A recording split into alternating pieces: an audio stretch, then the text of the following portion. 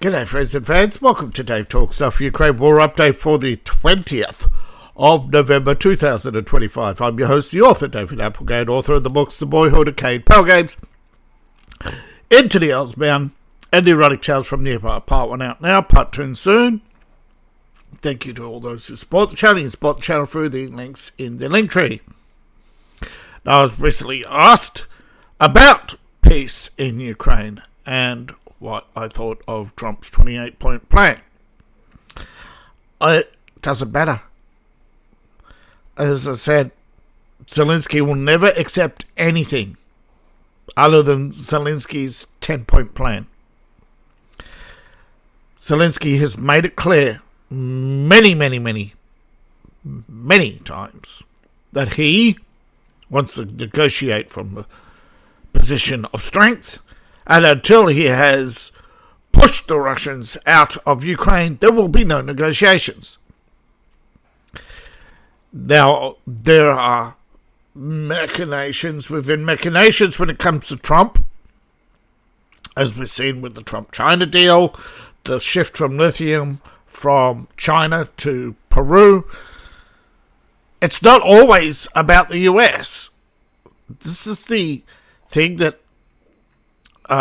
some America First people don't get, is recognizing when you don't have something you need, but you don't want to be controlled by Russia or China, so you do help Argentina, Peru, perhaps even work with Brazil, because, let's face it, half of South America at any one time will always have a leftist government. It's just the way it works. It's weird. Once you see it, right? You see particularly when, say, Argentina's a right-wing election, Chile goes left. Sometimes Chile and Argentina go right, and then, as you saw with Brazil and Venezuela, go left. And then the more left Venezuela went, the more right other countries went. It's just a reaction to your neighbours. It is often socially driven, not logically or emotionally. It's just, well, more emotion than logic, but it's a reaction. I suppose you could say it is emotional. You want to not be your neighbours. You don't like your neighbours, so you do anything. It's the opposite of what they do. Pretty much like a Democrat, almost. In fact, sometimes, believe it or not, Democrats are more reasonable than some politicians in other parts of the world, which is scary. But I am always hopeful when it comes to peace, because we've seen how forceful Trump can be, staring Xi Jinping in the eye, and when asked, would you really bomb Beijing, in a heartbeat. That's all rumours, but there was an audio tape allegedly released of Trump. No response. But this is, of course, hot on the heels of increased allowance, but still control of ATACMS. Now, they did not get the ATACMS they wanted, but they did get some ATACMS. They have used some of them, and they were all shot down. None of them reached Crimea, although allegedly there was a fire a couple of days ago that was actually caused by the falling missile. The missile was shot down somewhere over Kherson, and it caused the fire in Kherson. Now there's talk of attacks again today in the last 24 hours in western Ukraine. Now, several different buildings were hit. Now, one of the missiles was shot down and it spiraled into a building. Now, of course, Ukraine is claiming that was deliberate. What, you deliberately shot it down so it would hit a building? Because the missile wasn't headed towards the building. The missile was jammed and then shot down. So, it veered off course. So did you deliberately fly it into a building or did you realise that when you jammed it, it was headed towards a building and you tried to shoot it down, but it was too little too late? We will never know, because Ukraine, like a feminist, like all effeminates, and once you see it, you'll never unsee it, never accept accountability, never accept responsibility. Have you ever heard Ukraine accept responsibility for anything? It's not a 2014 coup. It was a revolution of dignity. Or we will be so proud of you as you claim not to be socialist or communist. You're so proud of you. INSOC lives in Ukraine and UK, because they're working hand in glove. Zelensky, Scheinbaum, and Starmer. They have all stated their love of Palestine, love of Ukraine, and love of Venezuela. And the UK recently pulled out of talks and intelligence sharing with the US over certain issues. They are also withholding information about Ukraine. What a shock that it turned out the British knew Zelensky was the architect of the corruption scheme in Ukraine. But will they do anything? No, they hired a PR firm to basically clean up Zelensky's image. Ursula von der Leyen allegedly footing the bill. Europeans, of course, don't read half the news in the newspaper, and when presented with facts they don't like, they call you a Russian bot.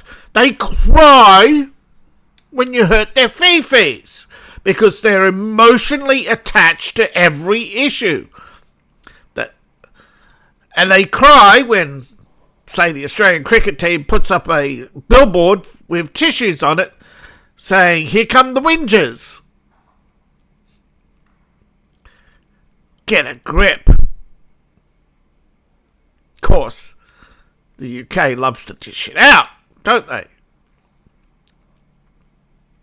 Now, it would be fair to say that there's a lot of propaganda and there's a lot of things I miss and cut out, because most of these stories are unconfirmed, unverified, and often irrelevant. Do you need to know which Ukrainian company at which time, at which location, scored a whole hour of combat with the Russians and went home?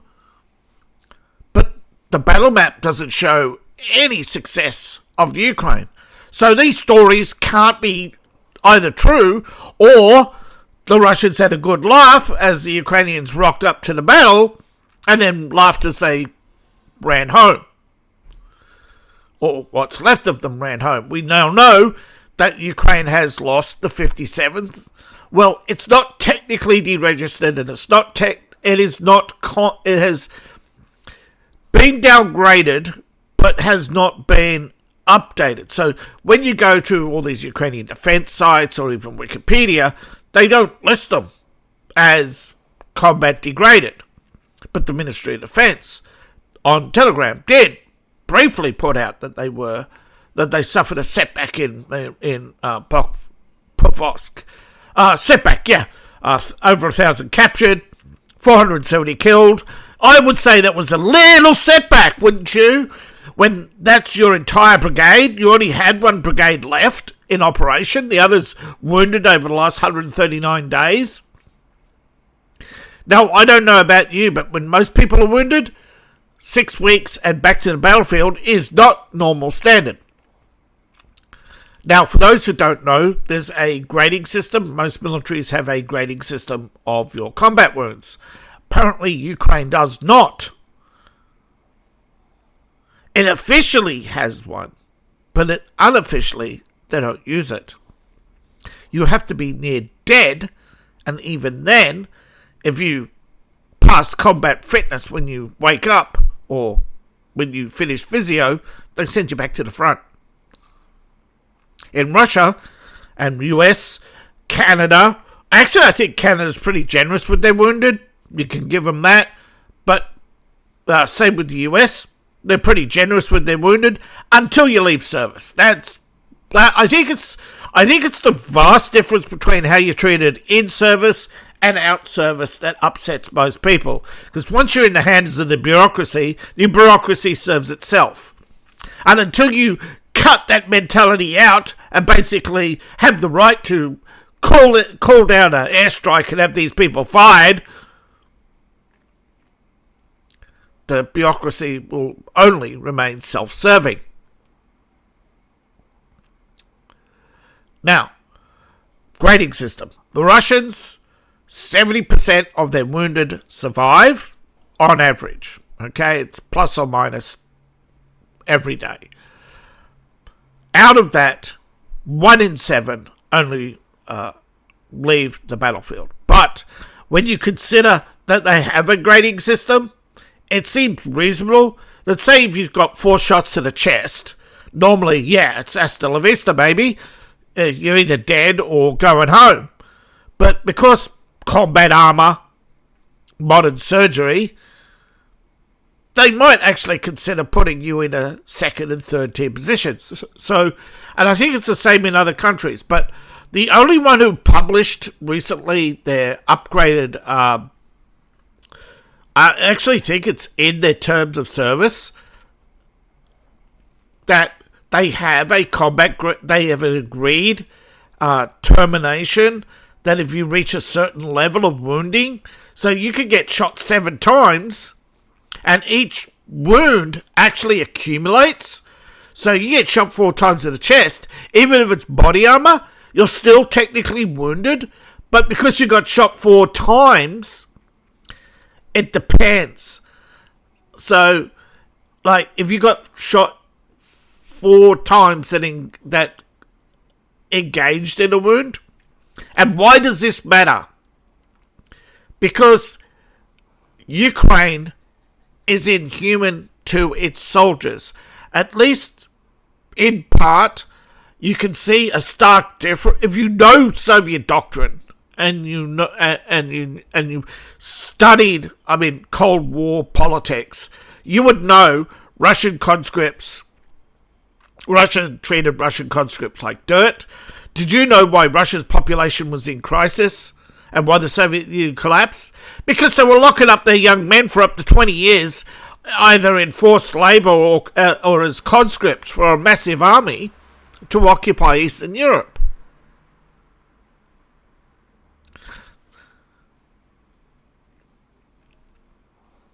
And they would encourage these young men to treat local women like prostitutes, but never to marry and could actually be court-martialed for impregnating a woman. There was actually a lot of Russians would actually dare going to jail and have a relationship with a woman than stay in the Russian army, which is why Russian prisons got worse and worse over time, to try and discourage people from going to prison to get out of state service. And again, because they locked up so many young men, either in the military or state service or in these camps for wrongthink, they pretty much destroyed themselves. From 350 million. They're actually, believe it or not, used to have a higher population, but going into the 80s, their population was in decline. By the 90s, it was critical, and Putin's been trying to fix this ever since. Putin didn't actually want to go to war, and a lot of people don't understand this. A lot of people call it Russian disinformation, but this was something Putin tried to hide and was actually revealed by an American private security firm. The reason why Putin took so long to invade Ukraine after the Maidan Revolution, or coup, or whatever you want to call it, was that he was looking at the Russian... now, because Russia in the intervening years, while lots of ethnic Russians were coming out of Ukraine and Eastern Europe back to Russia, then they started having a positive... well, it's not much. It's like 0.01. Still, they had a positive population growth for the first time in 10 years or something. These are things that Putin doesn't want to talk about. Doesn't want anybody talking about. But I think deep down, Russians do want to talk about it and do want to confront their issues, but they don't want it to become somebody else's politics or talking point. But one of the things that a lot of Russians have posted in their blogs is their firm belief that Ukraine is taking out their frustrations on Russia because Ukraine has a huge prostitution problem and has a negative 3.5% population growth. Any country with a negative population growth is doomed. Even if you bring in migrants, you're doomed, okay? This is what the nandy-pandy feel-good people, we're all human race, don't understand. You're ending genetic diversity. You're genociding a species. Protesters in California will go out and protest the thorny owl, even though there's millions of other types of owl, but they say this particular species is in danger. But then when you talk about red-headed humans, they go, nah, that's not important. We're all one race. Once you understand that this liberal mentality is like the default norm for California, UK, Ukraine. There are very few liberal democracies where conservatism is strong. Japan, 70%.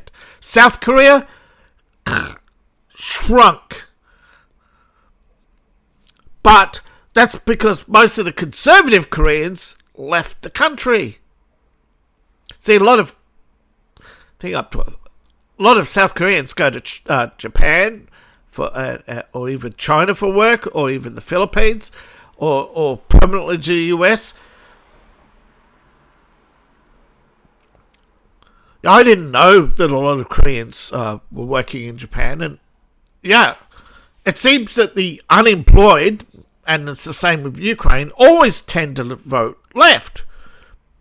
It's called preferential voting, where you vote for what is going to benefit you the most, or in your imagination you think is going to benefit you most.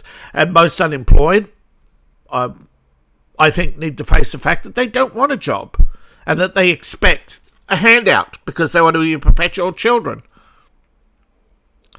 But Ukraine is not our problem. It's not our fight. It's not our responsibility. Now, Europe wants to take on that responsibility, but they never had a vote on it, and they don't have a say in it. And those who don't support Ukraine are attacked. That is fascism. When you use the threat, even the threat of physical violence against political opponents, is fascism. There is no such thing as democratic socialism, okay? Democratic socialism is North Korea. It is still a one-party state. And it has the illusion of democracy where you get to vote on issues. But at the state, just like Iran, Venezuela, Cuba, or even Vietnam, says, nah. And this is another thing that most people don't understand. Universal health care, even in the UK, is subsidised by the United States taxpayer. Until recently, UK was getting the cheapest drugs because of some negotiated deal, and so they passed on the cost of Canadian and UK health costs to the rest of the world without telling anybody. So when Trump, this is why they're kicking and screaming and hating Trump in the UK, because he took away their subsidies. This is the problem, preferential voting. You're never going to please all the people all the time. This is the same in Ukraine. They cannot accept that they cannot please all the people all the time. Zelensky actually believes his own PR that he is uber popular. He doesn't believe that people out there do not like him. That he just thinks it's all Russian disinformation. That he's the president, that he has to be liked. He's a great entertainer. He's a hero and all these other things. But remember, it's just like the streamer awards. Narcissists giving each other awards and pats on the back. And excluding people they don't like. It's the same when people hear something they don't like. Even sometimes I'm guilty of it. I don't want to engage in conversations with people who just are completely obtuse to the issues. You could say, hey, Chuck Schumer, what are you going to do about Hakeem Jeffries being on the Epstein list? And Chuck Schumer will turn around and say, Hakeem Jeffries doesn't know. Hakeem Jeffries is a good man. I stand by him personally. What really we should concentrate is 1,600 times Trump was mentioned. Without actually mentioning that those 1,600 times he was mentioned was in conversation with Democrats asking for dirt on Trump through Michael Cohen and other lawyers. And Epstein would go on a long tirade how Trump betrayed him, that he thought Trump was a friend, and that Trump just doesn't understand his needs. Yeah, I understand Jeffrey's needs. I do. When you actually understand that a narcissist thinks that everything they want is a need, whether it's legal or illegal, is irrelevant to a narcissist. And then, of course, that's why Zelensky is relevant. You look at his needs and his wants and his actions. Never once has he apologized. Never once has he stood up and said, I was wrong to interfere with the Independent Commission and I stand by the Independent Commission. No, he tries to double down on saying that they're Russian bots. Everybody he doesn't like is a Russian bot. Everybody he doesn't like is a security threat to the sovereignty of Ukraine. The biggest threat to Ukraine is Zelensky and his cohorts. Right now, the third round of deals is probably the last. Okay? We've seen long-running wars before, and they have hurt the US economy, they've hurt the US election cycle, but it would be far worse for the US to go in and try. See, this is what most people don't understand about peacekeeping. When peacekeeping was first proposed, it was actually proposed that if there was a war, the rest of the world would send their armies in to basically wedge between the two and force them apart to end it. That never happened. In Korea, the world divided into the US alliance and the communist alliance. And they made it very clear they were going to support every communist revolution under the sun. And did. And the US almost went bankrupt trying to stop it all. So, there goes the UN. They should have dissolved the UN then. It was irrelevant.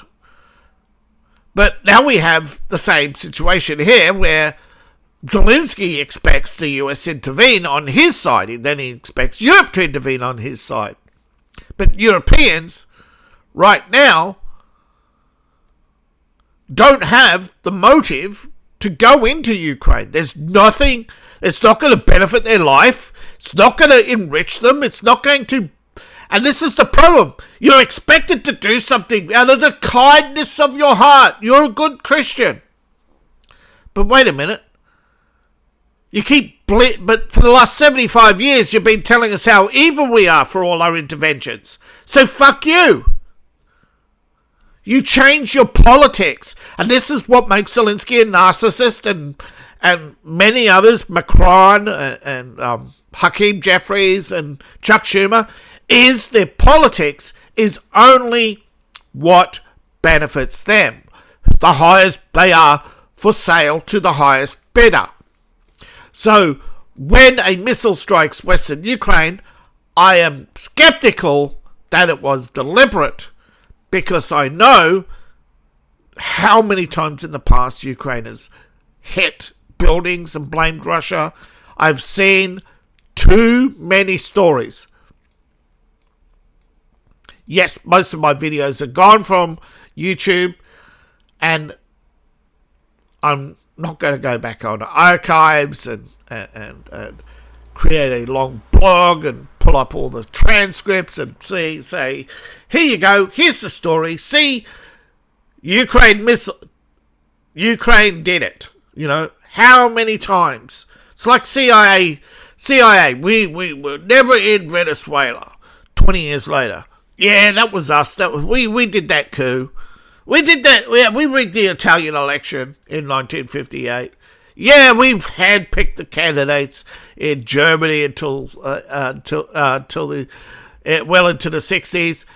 Yeah, we had 74 coups and assassinations, and that we'll admit to.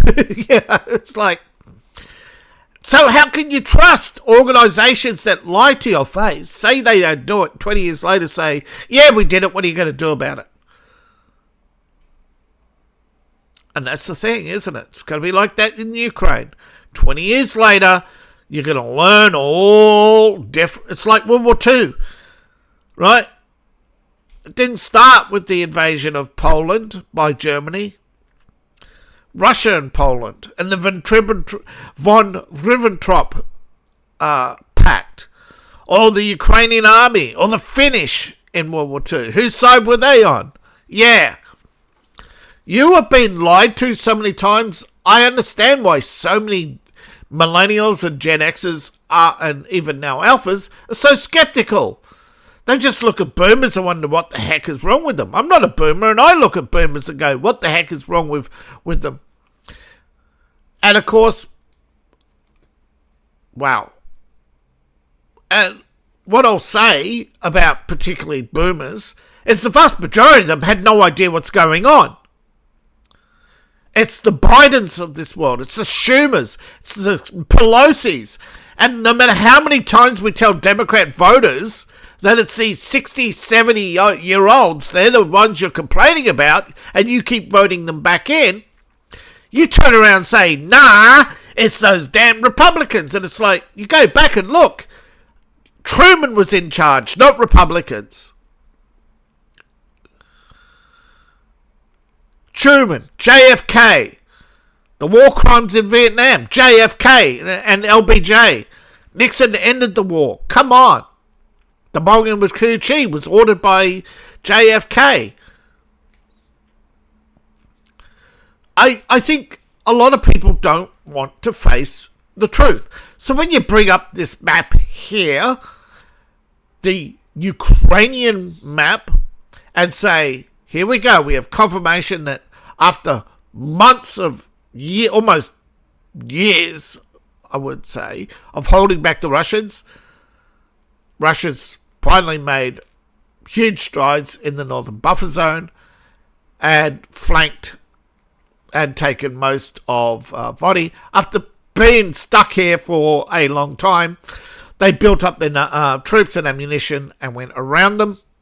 That's what happens. They get the Ukrainians to dig in, whittle them down, have them pretty much fall asleep, and the next thing you know, they wake up and find the Russian army's advanced several kilometers here as well, little bit and north of Kupiansk, and they've taken a little bit, only a little bit here in Kupiansk. They took this part yesterday. So in the last 24 hours, Russia's made, again, advances. But in some parts, again, months of nothing. The grind around Lyman is long and continuous. But the Russian forces have broken through the front lines in Seversk and are in south central Seversk, having almost cut the Ukrainian forces in two. Fighting continues in the south, in other areas, obviously to draw off Ukrainian forces. This is what the Russians do.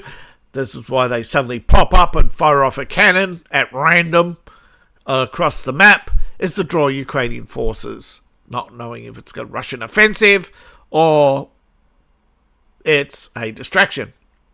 So they have to stay put and not rush to the defense of their nearby neighbor. And this is also happening in Kost, where the Russians are fighting.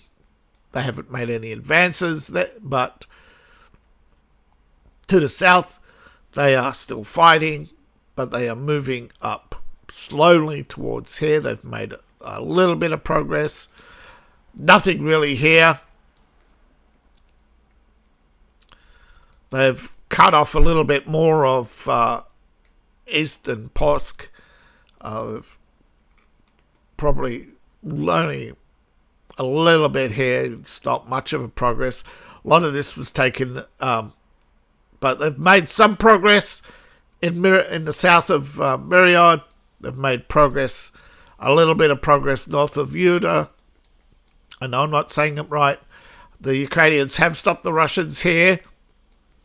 Again, in other areas, the Russians just fire off artillery, but they've, as I said, the Russians will come through here to cut off Ukrainian supply lines that would circumvent, go around them, to prevent the Ukrainians from going around them, to supply down here, to attack their flanks.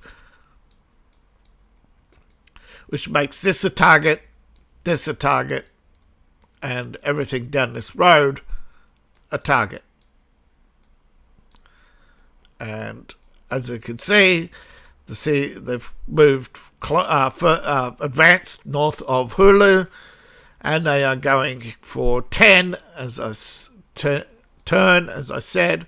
They're going for this square, as I said. They're just breaking the supply lines, weakening them, keeping them, because they can't send reinforcements to one when they're being attacked without sacrificing two others, or in some cases risking Orsk. So they're probably going to hold Orsk and try to hold on desperately to Hula, and hope they can recapture 10 and hope this holds out.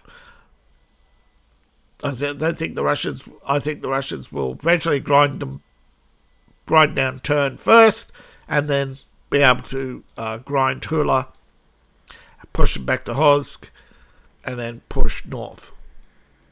And Ukraine could have avoided all this death and destruction 6 months ago, but Zelensky beats his chest and says, I must negotiate from a position of strength because I'm the Zelensky.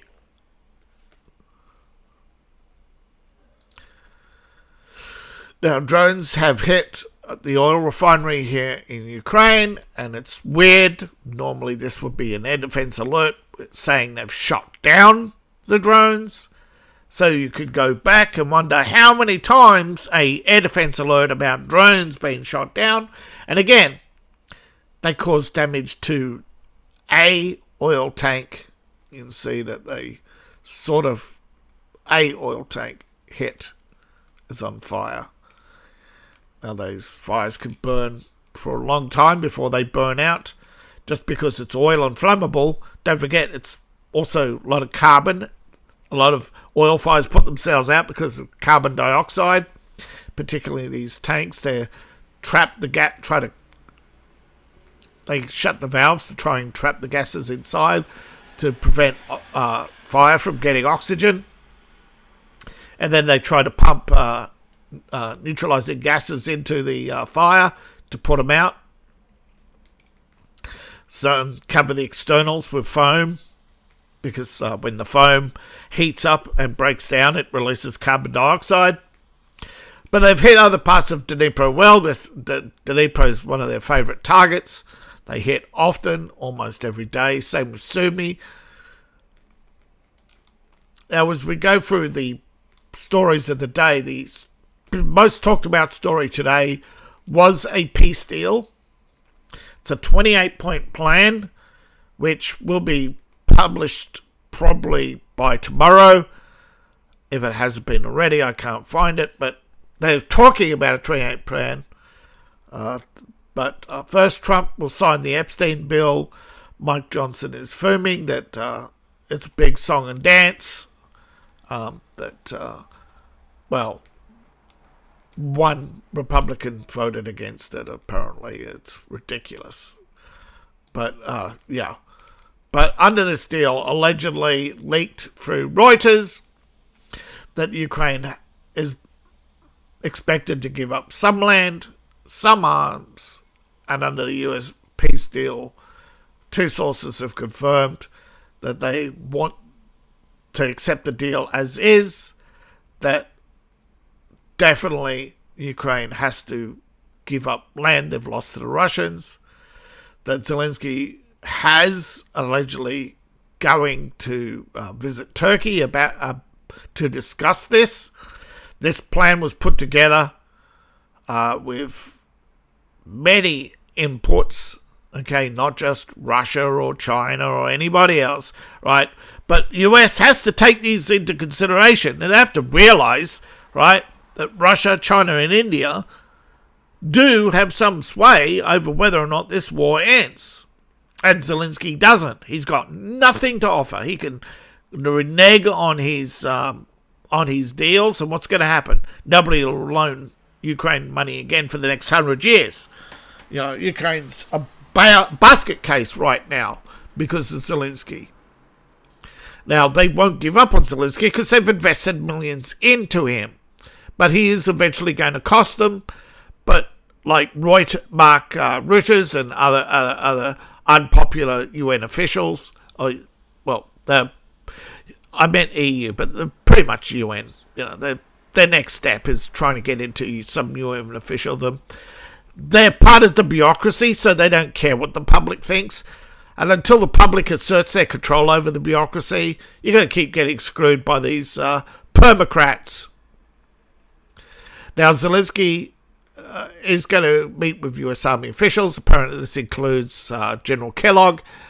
And they're going to signal what they agree to and what stages and all the other things that go into the delays so that Zelensky can try and stay in power and hopefully try and convince Europe to give him more arms, more weapons. More weapons, more, because in his mind, this is just another delaying tactic. I think, Trump is going to give them an ultimatum, and I think this is it for Zelensky, and he just doesn't realize it. But again, I don't think Russia will kill him. I don't think Europe will kill him. I think it'll be somebody inside the opposition in Ukraine who realizes that if the longer Zelensky's in power, the less likely it is that any other political party will survive, because he'll just do another purge every few months. And this is another thing that Ukraine glazers don't want to admit to. Purges in Ukraine. If a general dies in Russia, or even a colonel, or a politician stubs his toe, they're quick to point out, "Oh, Putin's purges." Point to it. Prove it. We can prove Zelensky's had purges, though he's killed mostly ethnic Russians or people, but he's tortured journalists to death for daring to report the truth about the Ukraine war and the situation on the battlefield. Remember, up until a year ago, the information from Ukraine was worse than it is now. But I find this interesting, that Italy is finally going to extradite the Ukrainian Nord Stream saboteur back to Germany. That he's a Ukrainian officer, obviously working with British intelligence. Will he get immunity? We don't know, but he still has to face court. But he's basically, if I was Germany, I'd cut Ukraine off. Fuck Ukraine. They've cost you billions of dollars. But again, the permacrats don't care. They care about ideology, not your security or your safety or your future. They don't care about you. They care about brand names and prestige and history books. But the Russian forces hammer Ukraine and have hit them hard, costing Ukraine 1,300 troops in the last 24 hours. Now, this is odd. I haven't seen Russian rocket forces use a cage on, but this is the new This isn't the first photograph, but I haven't seen it with the cage. This is the... I don't think this is...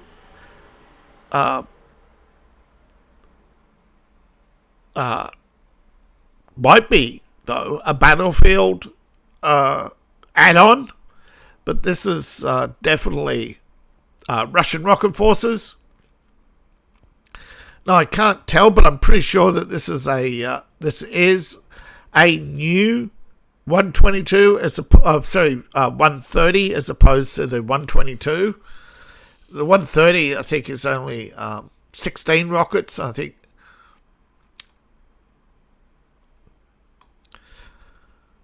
But there are some with only 4. Like, there's some really big ones, but they don't come out often. They got 4 launch tubes. This has got... Could be 16. It's hard. But yeah, I haven't seen them with the cope cage before. They do actually call it a cope cage in some areas because it is cope, okay? Or hope, or whatever you want to call it. But it's not...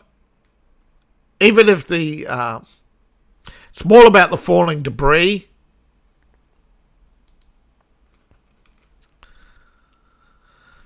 Yeah. Broken...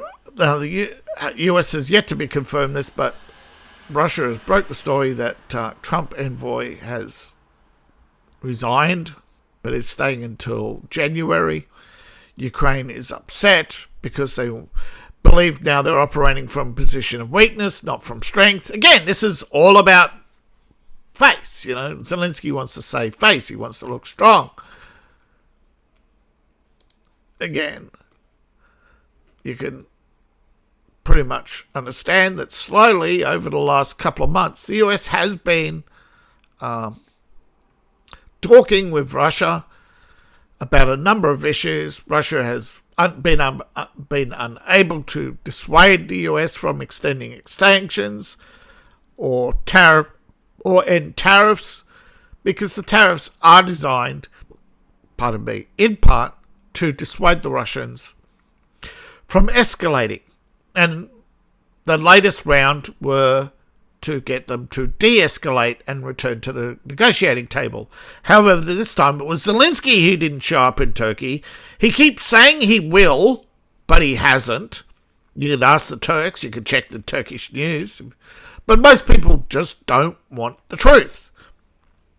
And the truth of the matter is that pride is a big aspect of the Ukrainian persona. So is, like, even if, right, they'll punch you in the face even when you're right. You point out they're wrong, or you don't like something they do, they can literally get so upset they'll punch you in the face. But if they need you, it's like, oh, please, please, please, I'll repay you, I'll do anything. And then you never see him again. You know what I mean? They are just the most. And I think this is why, like, most Eastern Europe, but of course Poland having come so far, unfortunately, that Slavic pride, that need, that desire to take it out on someone, they want to take it out on Russia. I think remember, UK has their claws into Poland and Ukraine right now. But Germany's been caught off guard. I think a lot of Germans are telling Merkel 2.0 to stand up for herself and put his foot down, but instead he embraced Zelensky, disappointed many. And of course, we all warned you that he was going to betray you. You know, this is nothing new. They do it every time. They don't respect you. They don't like you. They don't believe in you. They only care about the history books, their pride, their party loyalty. They wear it on their sleeve. You can. They believe the party's always right. Orwell warned you about these people. So until you cut the permocrats, you cut them down.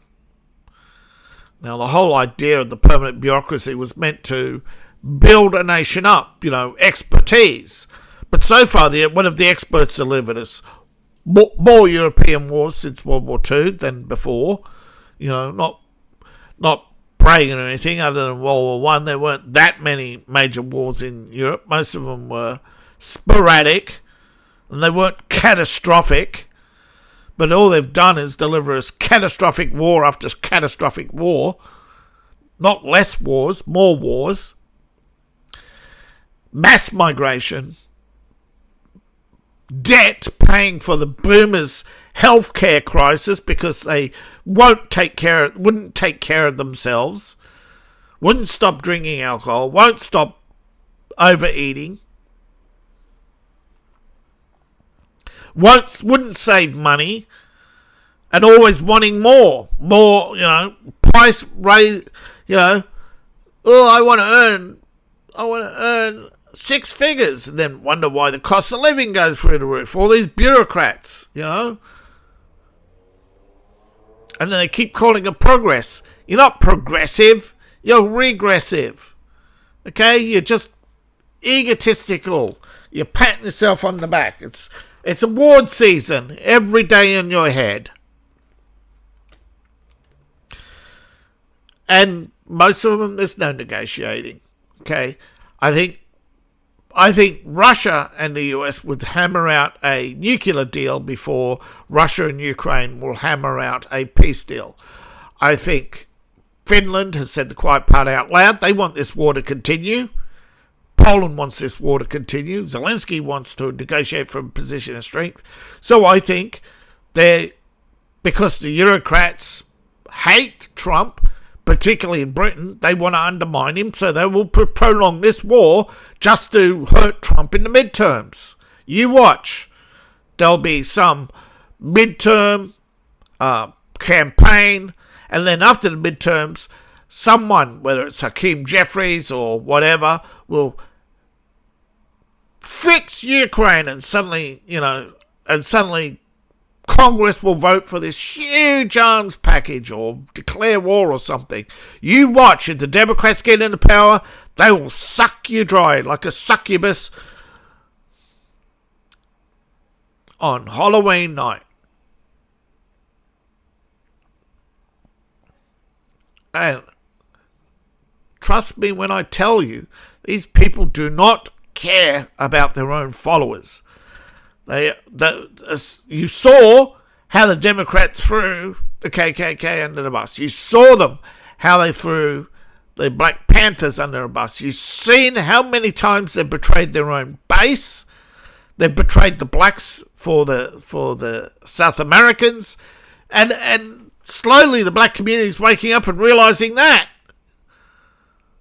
there is no morality in the Democrat Party. There's no morality in Zelensky. There's no morality in any of these globalists. You're just a pawn to them. And you will always be a pawn. And even if you like being a pawn, then everybody, you're doomed before and God will not have mercy on your soul for selling it out to suck up to power. Thank you for watching. Please like, share and subscribe. Please support the channel. You can support the channel on Ko-Fi, Patreon, of which I have 2. Buy my books, buy my merch. Thank you to everybody who has supported the channel or will support the channel. Please like, share and subscribe. Costs you nothing. All my links are in the link tree, description below, profile, or scan the QR code on the screen. Thank you to each and every one of you. See you in the next video, and bye for now.